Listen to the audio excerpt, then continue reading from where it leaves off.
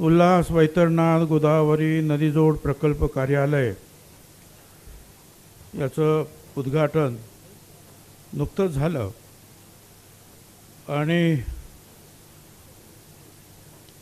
ज्यांनी त्यासाठी निर्णय घेतले, प्रयत्न केले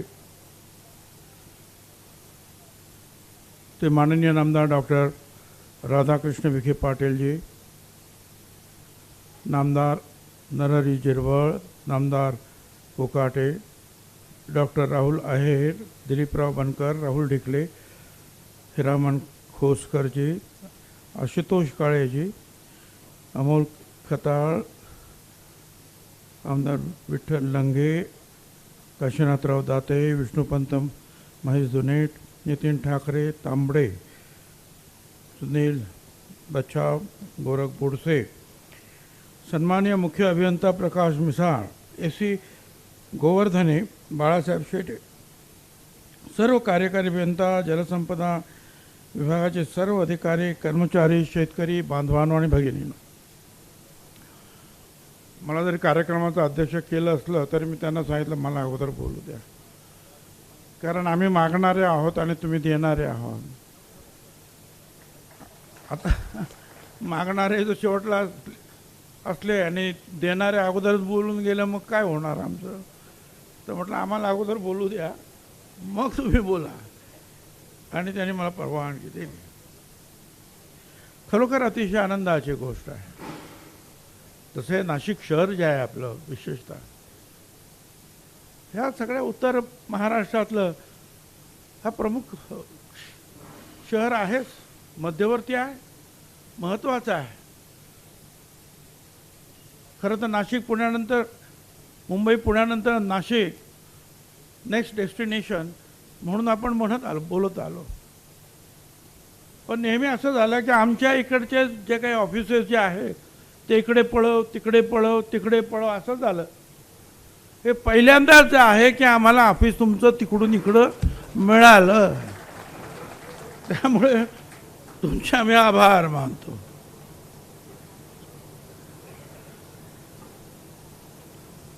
आता अधिक काय मला बोलायचं नाही, पण मला आता एवढंच सांगायचं आहे की बा नाशिक शहराच्या प्यायच्या पाण्याचं किकवे आमचं धरण जे आहे ते सुद्धा आपण त्याचा आवाज उठवला, ते मंजूर करून घेतलं. ते मला असं वाटतं तुमचंच जे आहे डिपार्टमेंट काम करतं. लवकरात लवकर ते पूर्ण जर झालं तर निश्चितपणे आपल्याला येणाऱ्या कुंभमेळ्यामध्ये सुद्धा त्या पाण्याचा आपल्याला उपयोग होईल. त्याच्यामुळे लवकरात लवकर सगळं काही झालं, तो काही फार मोठं पण काम नाही, ते होईल. पण माझं काम आहे की तुम्हाला आठवण करून देणं. एकूण काय आपण बोलतो आहोत, या देशातला कायदा असा आहे, ज्या राज्याच्या धर्तीवर पाणी पडेल ते पाणी त्या राज्याचं.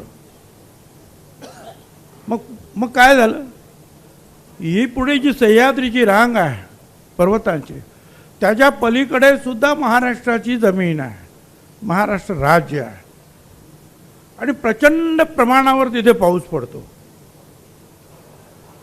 पण ह्या सह्याद्रीच्या रांगेमुळे जो आहे ते पाणी सगळं समुद्राला वाहून जातं, काही इतर राज्यात सुद्धा जातं.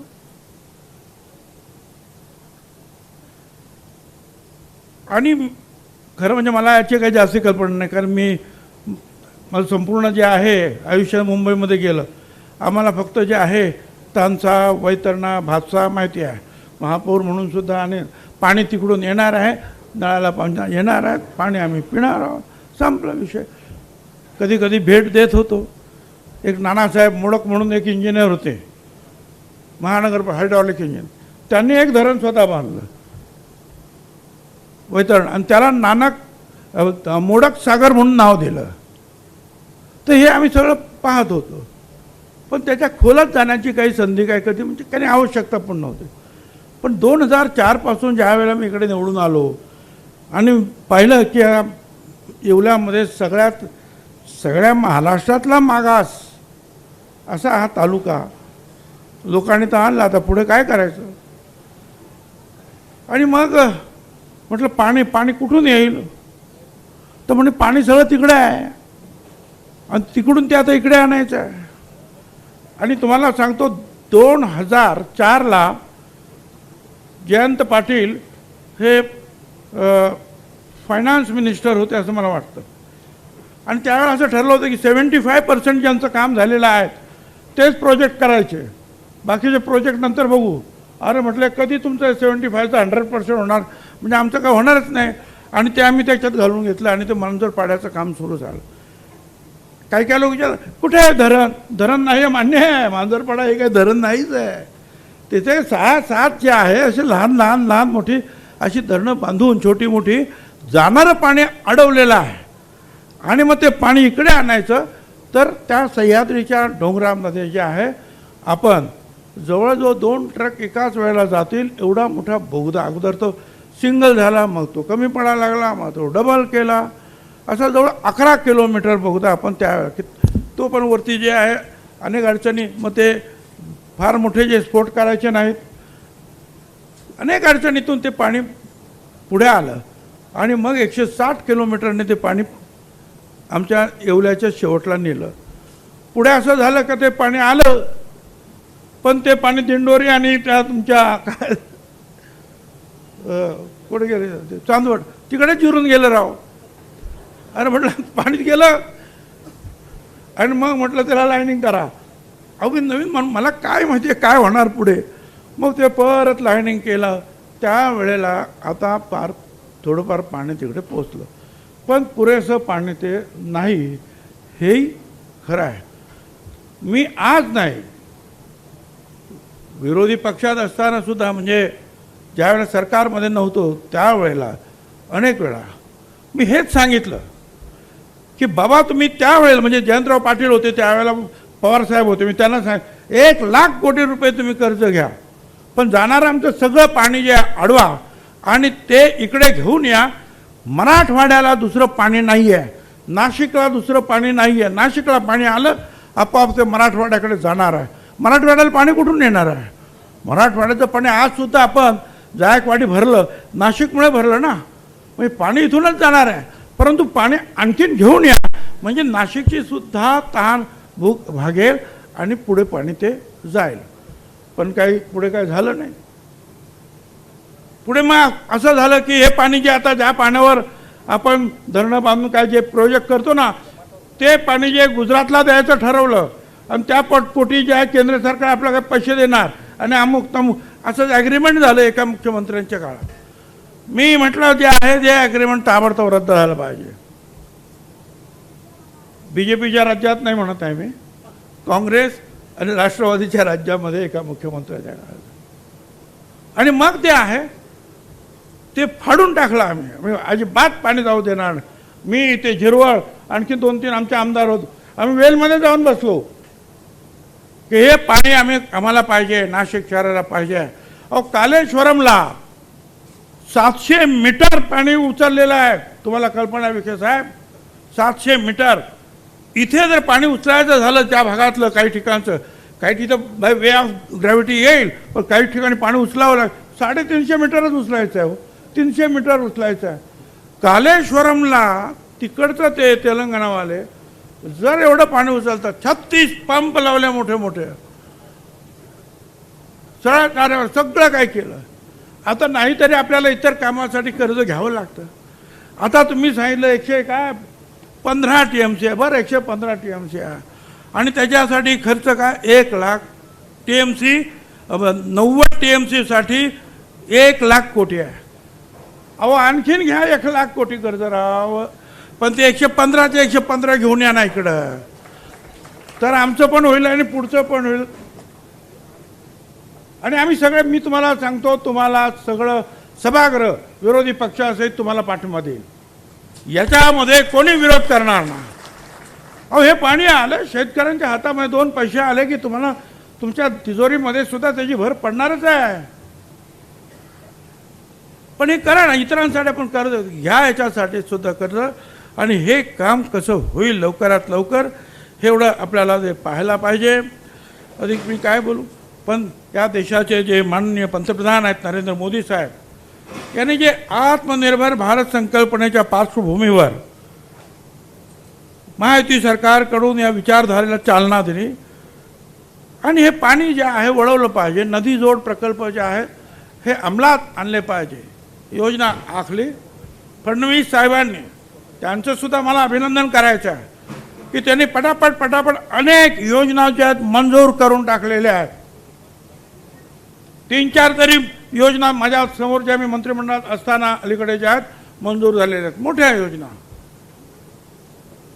पैसा लागणार आहे त्याच्यासाठी आणि ते पैसा जो आहे हे सरकार जे निर्माण करणार आहे.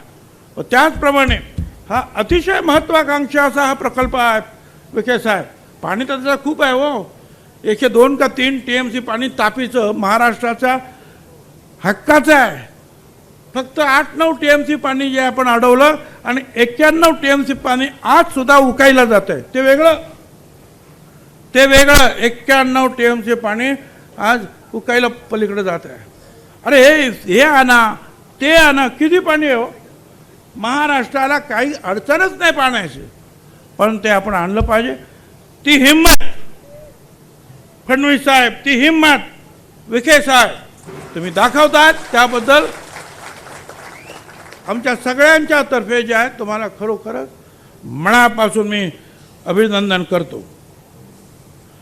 आता ह्या सगळ्या याच्यामुळे जे आहे की म्हणजे मग यामध्ये आपल्याला पुढे सौर ऊर्जेचा वापर करता येईल, जलसंवर्धन तंत्रज्ञान, ड्रीप सिंचन, अशा अनेक तंत्रज्ञानाचा जे आहे आपल्याला उपयोग करता येणार आहे. पण पाणी नाही तर काय कसलं तंत्रज्ञान आपल्या उपयोगाचं हो. तुम्ही खूप ड्रीप सिंचन करा. अरे पाणी आणलं तर ड्रिप करू ना, पाणी नाही तर काय ड्रिप करू. आपण हे सांगून काय उपयोग आहे. आणि म्हणून हे पाणी जे आहे ते कसं येईल आणि ते लवकरात लवकर. कधी कधी आणि अडचण असतात तुम्हाला सांगतो मी. काय अगोदर मीटिंग घ्या, मग ते हां करायचं, मग ते काय त्याचे मिनिट, मग ते मिनिट मंजूर करायला. आपल्या सगळ्या ज्या आहेत अधिकाऱ्यांना सांगा की जरा झटपट काम करा ना. ठीक आहे, साईटवर जे आहे एखादं काम ज्या ठिकाणी उभं करणं जे आहे कन्स्ट्रक्शन, त्याला वेळ लागू शकतो. आपण कागदपत्राला कशाला वेळ लागतो. तो तुमचा DPA करायचा, करा बाबा लवकर करा. हे आता बसलेले सगळे अधिकारी इकडंच असतील. हात जोडून विनंती आहे. काय तुमचं 115 TMC आहे का 90 TMC, ताबडतोब DPA करा आणि ताबडतोब ते काय तुमची जे आहे काही SLT नामकन तामकन त्या कमिट्यामध्ये खूप आहेत. आणि शेवटला मग येणार आपल्या मंत्रिमंडळामध्ये आणि मग त्याचं मग टेंडर आणि मग ते सगळं ते काम सुरू होणार. करा, लवकर करा, पण कागदपत्रासाठी जे आहे खोळंबून बसू नका राव. बाकी ठीक आहे, मी पैशाचे अडचण आहेत ते दूर करण्यासाठी प्रयत्न करते. बाकी ठीक आहे की साईटवर काम करताना अडचणी येऊ शकतात, पण ऑफिसमधून जे आहे तुम्ही सगळे जे आहेत अतिशय हुशार असे इंजिनियर्स आहेत. मगाशीच मी सांगितलं, एक मुंबईचा हायड्रॉलिक इंजिनियर आमचे नानासाहेब मोडक, त्यांनी जे आहे वैतरणा धरण बांधलं, प्रचंड मोठं धरण बांधलं, मोडक सागर ज्यांना नाव दिलं. तुम्ही सुद्धा तेवढ्याच प्रज्ञेचे जे आहेत इंजिनियर्स आहात, मोठे इंजिनियर्स आहात. तुम्हाला त्यांच्यापेक्षा जास्त अनुभव आहे. त्या अनुभवाचा लवकर फायदा आमच्या सगळ्यांना झाला पाहिजे. आणि आम्हाला हा फायदा झाला की आपोआप जो आहे इथून पुढे मराठवाड्यातसुद्धा सुजलाम सुफलाम होणार. नाही तर मराठवाड्याला कुठून पाणी मिळणार आहे. तिकडे काय जास्त पाऊस होत नाही. म्हणून माझी पुन्हा आपल्याला विनंती आहे की आपण अगोदर हे सगळं काय इथे आणलं, त्याच्यामुळे आम्हालासुद्धा काय वारंवार जाता येईल. आणि याच्यामध्ये आमचे झिरवळ साहेब जे आहेत यांना तर सगळं माहिती आहे त्या गावातल्या तिकडे कुठं पाणी आहे आणि कुठं बंधारा टाकायचा आणि मी यांनाच घेऊन फिरलो तिकडं. त्यावेळेला उन्हातानामध्ये 2004-05ला हे होते, त्या मला वाटतं शेटे साहेब होते आणि आम्ही फिरायचो. अरे कुठं अडवायचं आणि कुठं करायचं, मग इथं अडवा तिथं अडवा. त्यांना पण माहिती आहे. तुम्ही पण जरा जे आहे, कारण जे काय कागदावर दिसतं ते तिथं साईटवर तसंच असतं असं नाही. लय फार तिथे प्रॉब्लेम असतात. तर हे सगळे जे आहेत मंडळी मदत करणारे आहेत. आम्ही सगळे तुम्हाला मदत करू, पण लवकरात लवकर हे काम हे आता मार्गी लागलं पाहिजे. आणि नुसतं मार्गी नको. आणि हो, जसं इतर आता आहेत काही धरणं माहिती आहे ना, चाललेत 20 वर्ष 25 वर्ष चाललंच आहे धरण. हे असलं नको. जे हातात काम घेतलं का विखे साहेब, हे एकदम त्या कामाचा फडशा कसा काय पाडायचा ते बघा आणि लवकरात लवकर पाणी द्या. काय हे बघा, आमचे एक आळे साहेब इथे बसलेले, चिंता कधी पाणी येईल कधी पाणी येईल विचार करत. लवकर पाणी आणायचा प्रयत्न करू, लवकर पाणी. आम्ही सगळे, ही सगळी मंडळी त्यासाठी जाऊन बसली आहे बरं का, हे शेजारचे सगळी मंडळी. तर परत एकदा आपल्या सगळ्यांना जे आहे एवढ्या मोठ्या प्रमाणावर या अशा नुसत्या आधी ह्या खासदार साहेब पण आहे, विखे साहेब एखाद्या ऑफिसच्या कार्यालयाच्या उद्घाटनासाठी एवढी मोठी गर्दी कधी येत नाही हो. येईल काय कधी कार्यालयाचं उद्घाटन? जा तुमचं काय करायचं ते करा.